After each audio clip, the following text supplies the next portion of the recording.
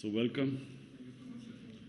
I know it's a very difficult time in Afghanistan. So I'm glad you're here, and I look forward to answering all your questions. Sir, मेरा नाम सलमान जावेद है और मैं पाक Afghan youth forum को look after कर रहा हूँ और पर्पज़ इसका ये था कि पब्लिक डिप्लोमेसी की डोमेन के अंदर हम लोग इंटरेक्ट करना शुरू करें लोगों के साथ और उसके अंदर हमने एक मीडिया कॉरिडोर जो है उसको हमने इस्टेब्लिश करने की कोशिश की थी जिसके अंदर हम मीडिया फ्रेटर्निटी जो है दोनों साइड की उसको इंटरेक्ट कराने की कोशिश करें। तो पिछले 11 महीने में हमने 3 मीडिया इंटरेक्शंस की हैं, this is the third one. और इसके अंदर अब हम अफगानिस्तान से जो उनके टॉप टियर के और सेकंड टियर के जो जर्नलिस्ट हैं उनको यहाँ लाने में कामयाब हुए हैं। Thank you, sir, for your time. My name is Muhammad Ibrahim Muman, and I'm a sports journalist.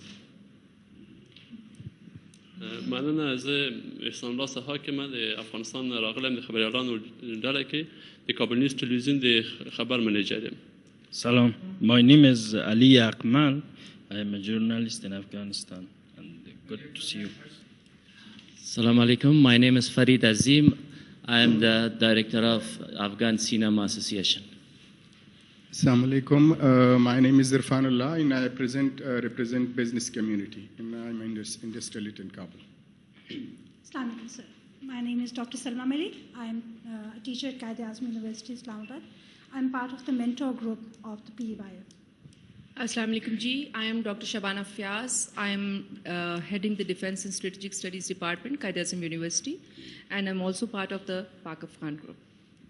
Assalamu alaikum, sir. My name is Shahid Khan. I'm the member of the Pak Afghan Youth Forum, and I'm coordinator for the Afghanistan at Pak Afghan Youth Forum. Assalamu alaikum, sir. I'm Reema Shaukat, and I am part of Pak Afghan Youth Forum. I am looking after the media and outreach in Pakistan for Pak Afghan Youth Forum. Assalamu alaikum. My name is Shugfa Siddiqui. I am director of Zan TV in Afghanistan. Assalamu alaikum. My name is Asad Kosha. I am the chief editor of Kabul Now. Assalamu alaikum. My name is Zahra Siddiqui. I am presenter for Ariana News TV.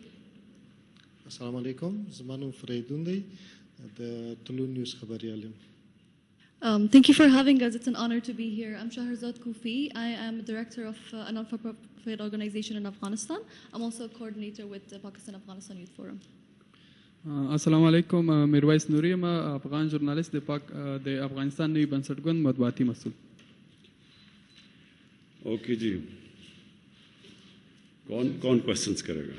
One question is that this is injected in Afghanistan, the people of Afghanistan, that India and Pakistan are part of the problems in Afghanistan. So have you ever tried this president or government of these 3 countries to sit together? I haven't seen anything like this. We have bilateral visits, but I didn't see any trilateral meeting India, Pakistan, and Afghanistan. And my second question is about sports. You are iconic in the region. There is any plan of sports activities from Pakistan side in Afghanistan, because you have implemented so many projects in Afghanistan, but nothing about sports yet. The issue with India, the problem we face with India is that on the 5th August 2019, India unilaterally discarded the United Nations Security Council resolution and took away the statehood of Kashmir. Now, in 1948, there were 2 resolutions that the people of Kashmir, through a plebiscite, they would decide whether they want to be part of India or Pakistan. Since that right was not given to them, the people of Kashmir have since then struggled to get that right, and Pakistan has backed them. But on 5th August 2019, India took away that statehood, that special status of Kashmir. So from then onwards, Pakistan has broken off all diplomatic relationship with India. And unfortunately, until they restore that statehood, we cannot really have a trilateral talk, which means India, Pakistan, and Afghanistan. I have been to Afghanistan. I have good relationship with President Ghani, and our own relationship has been very good, except that recently there have been statements from Afghanistan which basically accuse Pakistan of what is happening there. And it's very unfortunate because we feel that no country has tried harder than Pakistan to force the Taliban to get on the dialogue table, first with the Americans, and then trying to get them on a dialogue table with the Afghan government. But no country has tried as hard as we have. And this has been verified by the focal person, the United States focal person, Zalmay Khalilzad. Sports. Frankly, I haven't had time for sports in these last 3 years. There have been so many other issues. But what I can say is that I don't think any country, I know the history of cricketing world, no country in such a short space of time has improved in cricket as Afghanistan. It is, someone who understands cricket, I can tell you this is unheard of. Countries that have reached the status of Afghanistan have been playing cricket for 70 years. The Afghanistan cricketers have basically learned their cricket in the refugee camps here, which is last 40 years, so it's remarkable. حکومت ملکی پاکستان و حکومت نظامی پاکستان توافق وجود داره به خاطر از اینکه بارها حکومت ملکی پاکستان از افغانستان حمایت خود اعلام کرده و گفته ما امرایشان همکاری میکنیم ولی در عمل چون این چیز نبوده. امی سوال است. تشکر. There is a feeling in Afghanistan and unfortunately this feeling is deliberately being perpetuated by India that Pakistan is controlled by the military establishment. All the policies, foreign policies that my government has made have been part of a manifesto. They have been part of a manifesto for the past 25 years. I have, whatever foreign policy I have had has been part of my party's manifesto. So I always believed that there was no military solution in Afghanistan. I always believed that eventually there will have to be a political settlement in Afghanistan. It's exactly what I have been saying for 15 years, what I've been saying since I've been in government for the last 3 years. The Pakistan army fully supports the government. I always wanted to have peace with India. The Pakistan army has fully backed all my initiatives towards India for peace. It's India that refuses to have peace because India today is controlled by the RSS ideology, which is anti-Pakistan and anti-Muslim. And it is shown in what they have done in Kashmir. And if all you have to do is see what happens in India to the Muslims, the cow vigilantes who kill Muslims in the streets never get convicted because they are supposed to have eaten cow. And the suffering which especially Muslims, but also other minorities like Christians, they feel because of this Hinduvta, RSS ideology. That is what is coming in the way of us peace with India. So, but the Pakistan army has stood by my government in every way. There is no difference. So, now we come to Afghanistan. The country, and I repeat, the country that of all the countries in the world wants peace in Afghanistan is Pakistan. Why? Because number one, if there's peace in Afghanistan, then Pakistan is connected right up to the Central Asia. We have already signed a contract, signed an agreement with Uzbekistan for the Mazar Sharif Peshawar Railway through Afghanistan. So all our future economic strategies depend upon peace in Afghanistan. That's number one. Number two, the people of Pakistan always think of people of Afghanistan as probably, if not neighbors, as our brothers. And they have suffered for 40 years of strife. And so we feel that if any country needs peace and quiet, it's Afghanistan. Thirdly, if this civil war goes on between the government and Taliban, it will almost certainly spill over to Pakistan's tribal areas.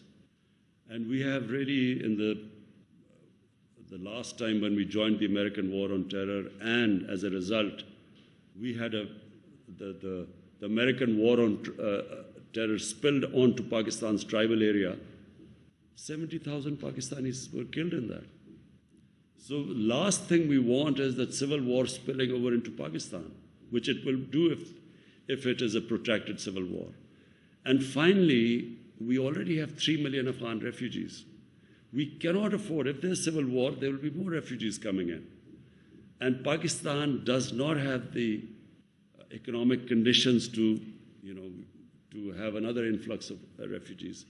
So it is in our interest, and that is why Pakistan has tried its best, is trying its best for a political solution in Afghanistan. Thank you so much for your time. سوال من N هست که میخوایم پرسان بکنم در ارتباط به حملاتی که فعلا طالبان در ولسوالیای افغانستان انجام میتن و کارهایی که اینا انجام میتن وارد خانه های افغان میشن. آیا از نظر شما این گروه کارهایشان چگونه است؟ غیر انسانی هست یا گروه تروریستی هستند طالبان؟ آیا اینا شما میپذیرین؟ و دیگه ای که در این اواخر آیا اجساد پاکستانی را شما کشور پاکستان دریافت کردن از افغانستان تسلیم شده باشند؟ نظرتان در این ارتباط چی هست؟ و با چنین شرایط نتیجه روند صلح در افغانستان شما چگونه میبینین من حیث یک کشور خیلی نزدیک بر Afghanistan? تشکر.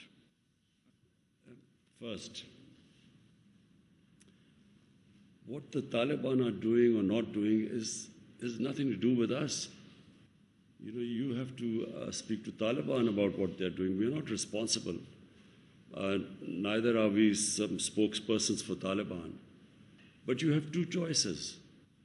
20 years, a military solution has been attempted to bring peace to Afghanistan, and that's failed.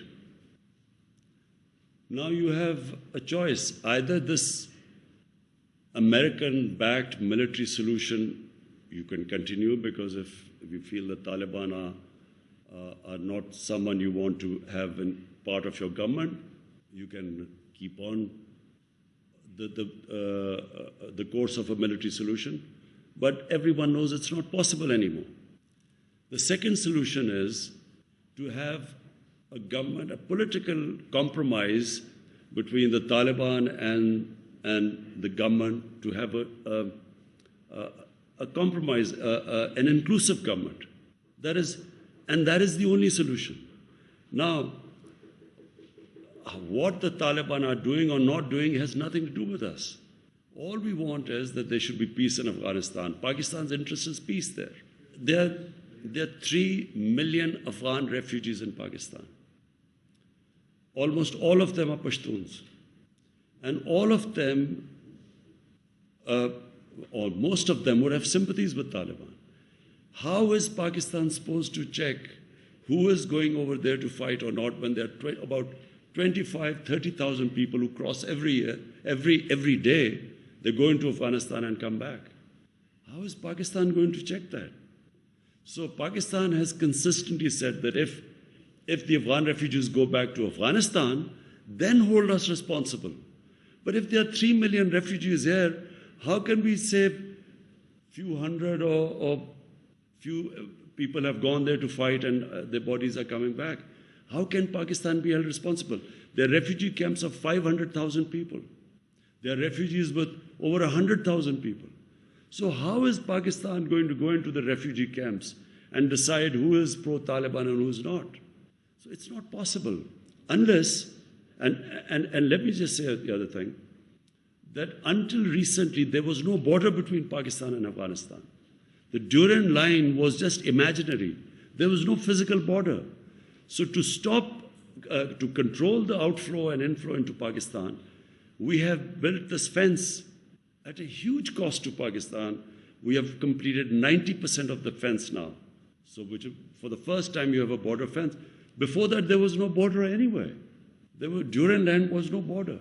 So we are trying our best, but it is not possible to hold Pakistan responsible when you have over 3 million refugees here. What interest could possibly Pakistan have in a civil war in Afghanistan?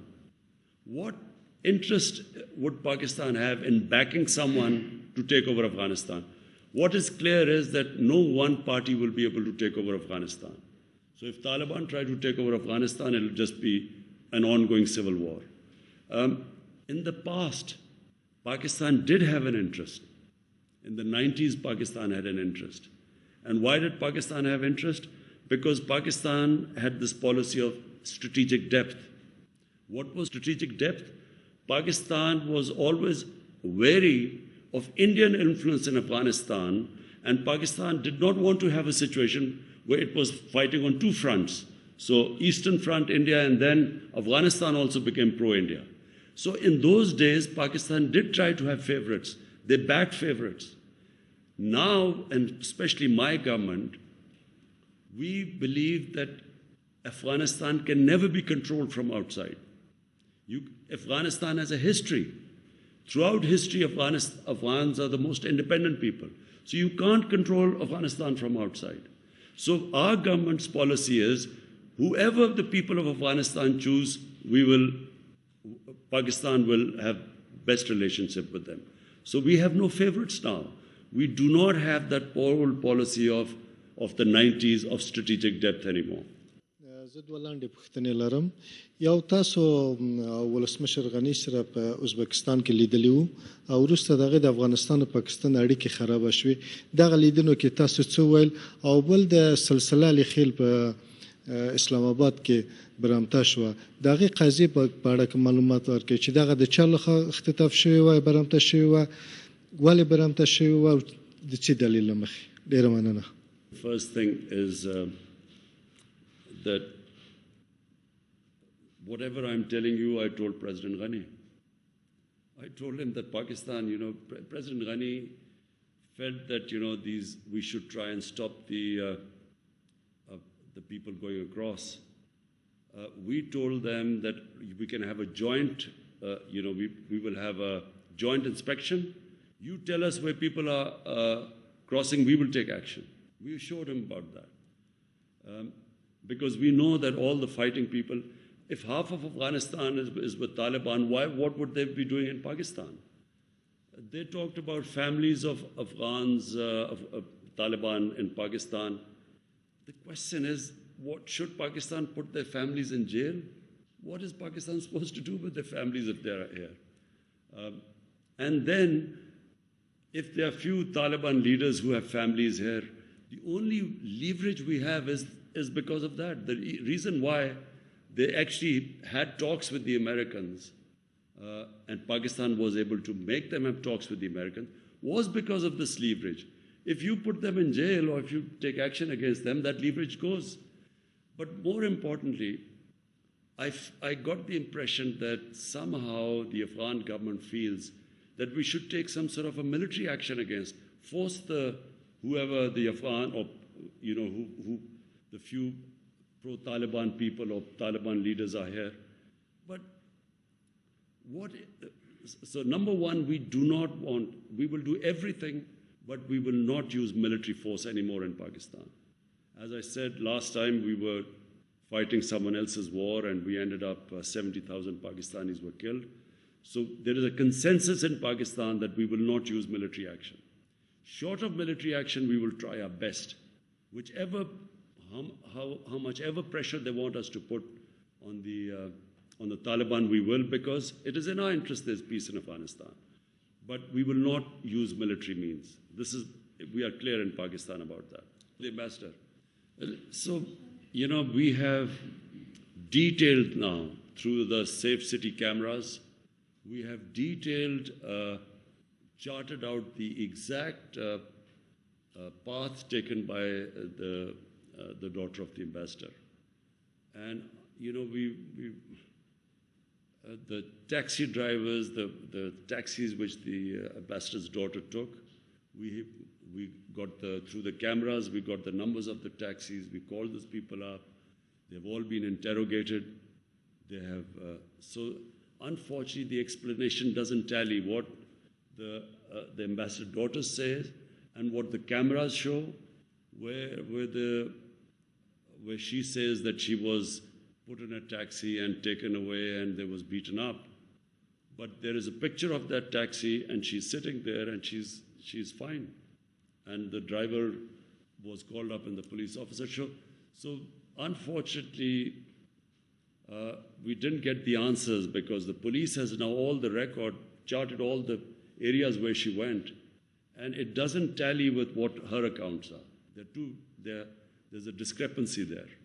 And unfortunately, they went back, so we have no way of confirming what happened. But the account of the ambassador's daughter does not tally with all the cameras which show her going into the 3 different taxis. The taxi drivers were interviewed, got into the police station.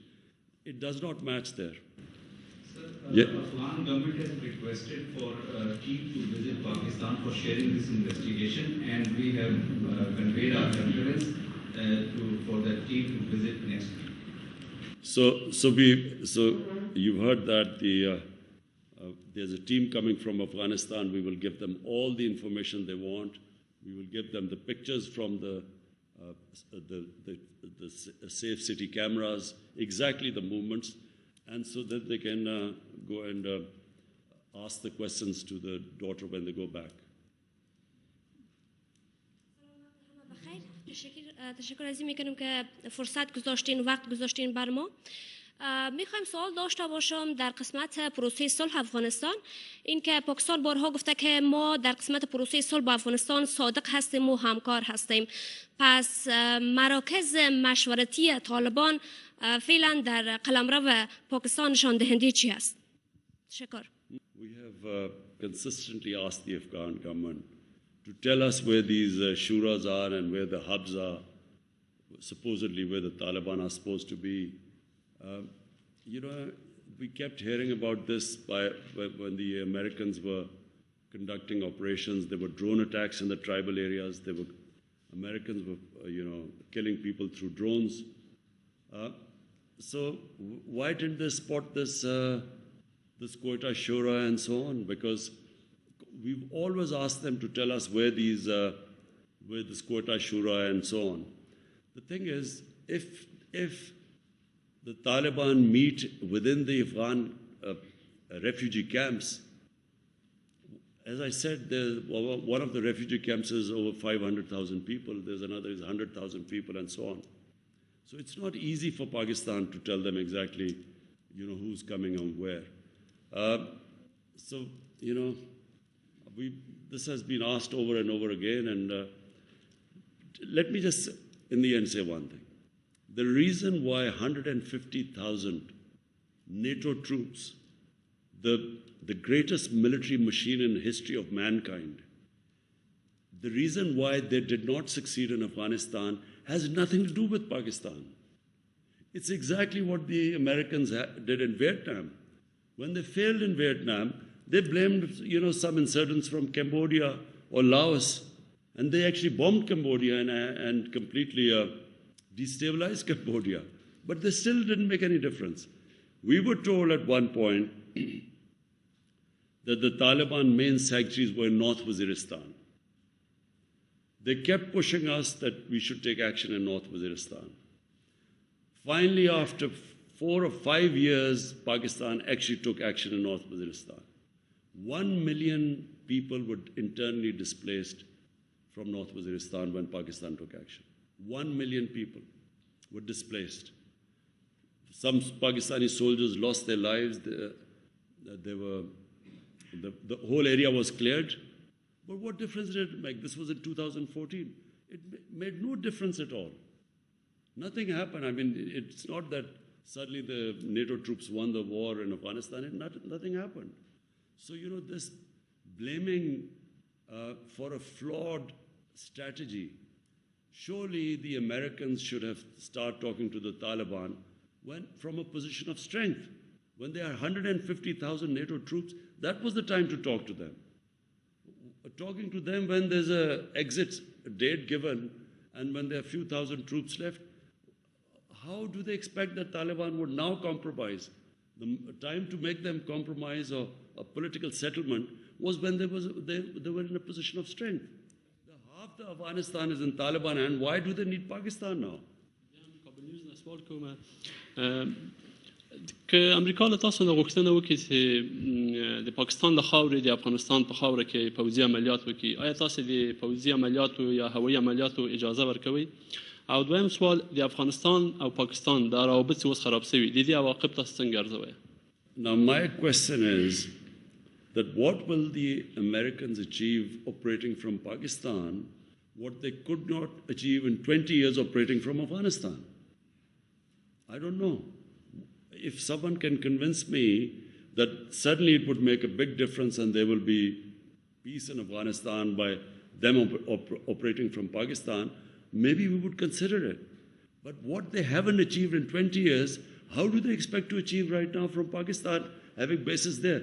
All it will do is, it will involve Pakistan in a conflict which Pakistan has nothing to do with it. So why would we want another conflict on our hands when already when we were fighting the US war on terror, we lost 70,000 people, over $150 billion lost to the economy? Why would we want to get ourselves in another conflict?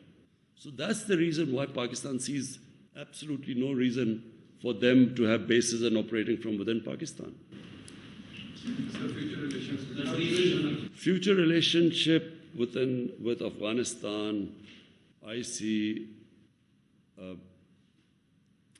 our relations between the two countries will get stronger with every passing year. And the reason is that Afghanistan needs Pakistan, Pakistan needs Afghanistan. No country would benefit more from open borders than Pakistan and Afghanistan, because Pakistan would benefit from access to Central Asian markets. They are emerging markets, they are growing very quickly. There's energy corridor as Afghanistan from Central Asia, so we will gain from it. And Afghanistan, of course, has a huge Pakistani market of 220 million people, and then a port, Gwadar port, and of course, Port Qasim. So it's a mutually beneficial relationship. And people don't realize that Afghanistan was part of Pakistan and India for a long time. And then there was a time when Pakistan, North Pakistan, was part of Afghanistan for 70, 80 years. So there's a strong linkages between the two countries. And I think that once this the situation calms down in Afghanistan, and which we pray it calms down very quickly, then I think we will have probably the best years of our relationship. Normally मैं किसी media का journalist नहीं हूँ, मैं cinema से ताल्लुक़ रखता हूँ, तो इसीलिए हम सोशल में बहुत काम करते हैं। और अल्हम्दुलिल्लाह ये जो रवाबत अभी तक अब ख़राब हो चुका है पॉलिटिक्स से, सोशल पे कोई असर नहीं डाला है। अभी भी हम इधर आ सकते, उधर लोग काम करते पाकिस्तान से। बट मेरे शख्सी एक ही सवाल है, जो जब से मैं पैदा हुआ हूँ हर बार मुझे ये कहा गया है कि पाकिस्तान के पास एक परेशानी है अफ़गानिस्तान से। फिर मैं यूनिवर्सिटी गया, उधर मेरे को बोला गया कि ये परेशानी दाऊद खान के ज़माने से शुरू हुआ है। मैं ये जानना चाहता हूँ कि ये कौन सा परेशानी है जब इतनी साल ख़त्म नहीं हो रहा है। Thank you. देखिए, जो मुल्कों के अंदर रिलेशनशिप होती है ना, वो कभी भी एक जगह पे जाके नहीं अड़ जाती। वो चेंजेबल है, डायनामिक चीज़ है। एक ऐसी है कि कई दफ़ा शख्सियत दो आ जाती है मुल्क में, रिलेशनशिप बेहतर हो जाती है, और एक शख्सियत कभी ऐसे हेड्स ऑफ स्टेट आते हैं कि उनकी रिलेशनशिप ख़राब हो जाती है। कई दफ़ा इंटरेस्ट बदल जाते हैं, एक मुल्क का एकदम इंटरेस्ट बदल जाता है। लेकिन जो बेसिक चीज़ अफ़गानिस्तान और पाकिस्तान में है वो कि देखिए, एक तारीख़ है, कई 100 साल की तारीख़ है जो ये सारे ख़त्े में इंटरेक्शन था। ये जो पेशावर था ये सेंटर था, काबुल सेंटर होता था, सारे सिल्क रूट थी, ये यहाँ से सारा जाता था हिंदुस्तान, उधर से आते थे, फिर कंदहार से रूट थी मुल्तान के ज़रिए। ये पुरानी ट्रेड रूट्स हैं और पुरानी रिलेशनशिप्स हैं। कितनी अफ़गान फैमिलीज़ वहाँ से आई, पाकिस्तान सेटल हो गई। मेरी सारी माँ और बाप की कबीले सारे अफ़गानिस्तान से आए थे, यहाँ सारे हिंदुस्तान में सेटल हो गए कितने 100 साल पहले। तो ये इंटरेक्शन हमेशा रहा है। इसमें कभी कभी اب برا وقت آتا ہے، افغانستان کا انٹرسٹ ہو گیا سوویٹ سے پاکستان کا انٹرسٹ چلا گیا امریکہ کے ساتھ، اس کے اندر ہماری ریلیشن شپ خراب ہو گئی. پھر آئی حکومت افغانستان کا ہندوستان کے ساتھ قریبی ہو گیا تو ظاہر ہے پاکستان سے خراب ہونی تھی ریلیشن شپ. لیکن long term relationship, natural relationship ہے ہی پاکستان اور افغانستان کی. Okay ji, thank you.